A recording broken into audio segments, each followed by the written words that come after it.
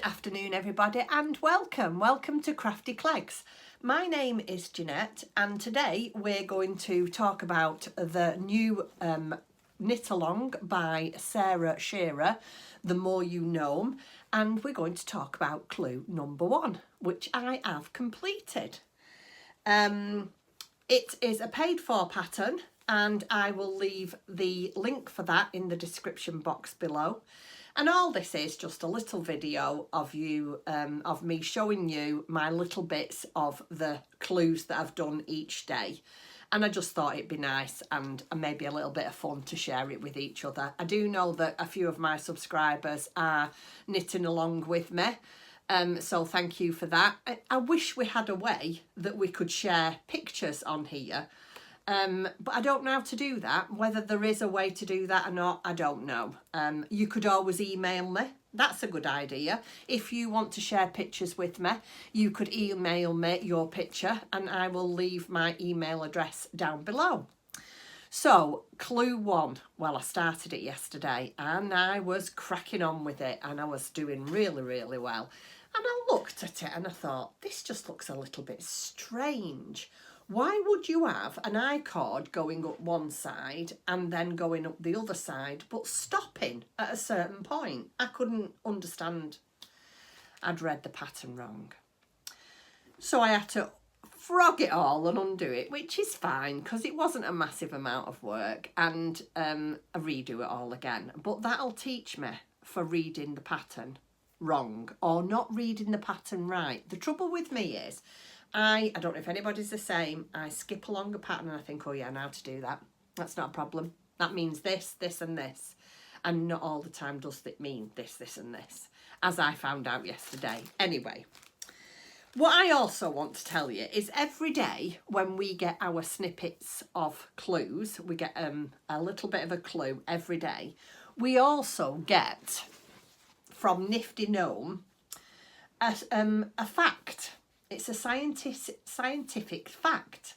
And today's fact from Nifty Gnome is, no, it's not a scientific fact. I apologise.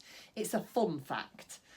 Did you know that moss doesn't have roots? Fun fact, fungi allows trees to communicate with each other. I did not know that.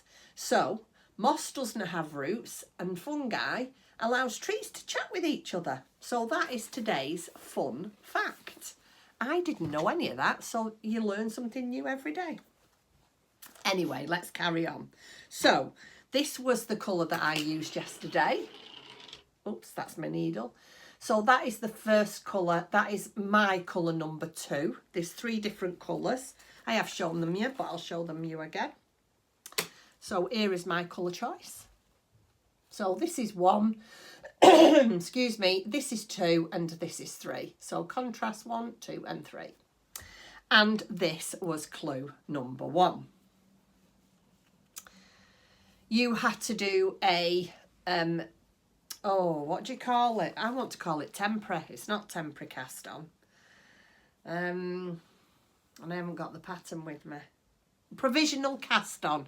You had to do a provisional cast on, which I did. And then this was clue number 1. Now, all these little white dots you can see, it's specks in the wool. At first I thought, what am I doing wrong? But you can actually see it's just specks coming up in the wool, like little bits of white where the dye hasn't caught it. But you know what? I'm more than happy with that because it's different and I like it to be different.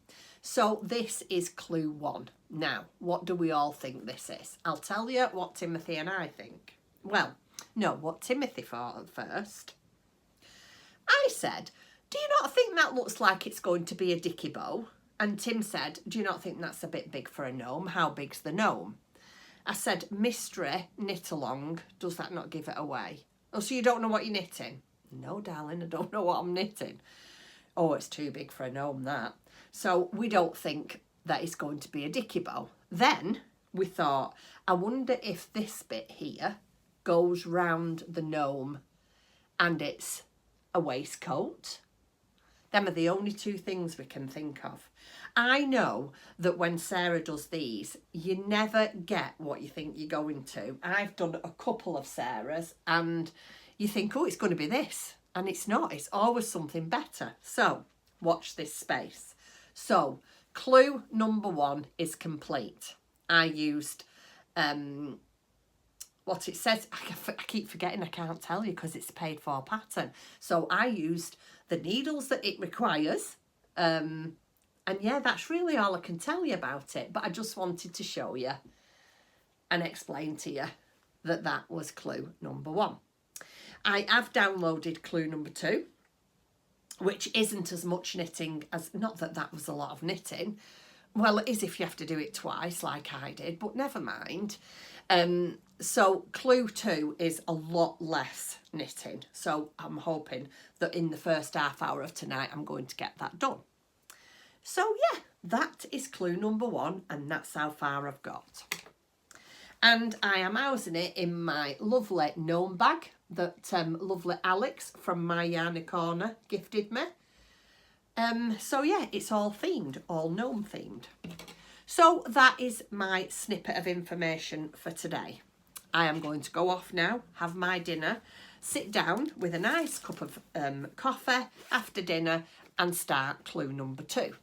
So I hope you're getting on with yours if you're joining me, and if you're not, I hope you enjoyed seeing clue number 1, and we'll be back tomorrow for number 2.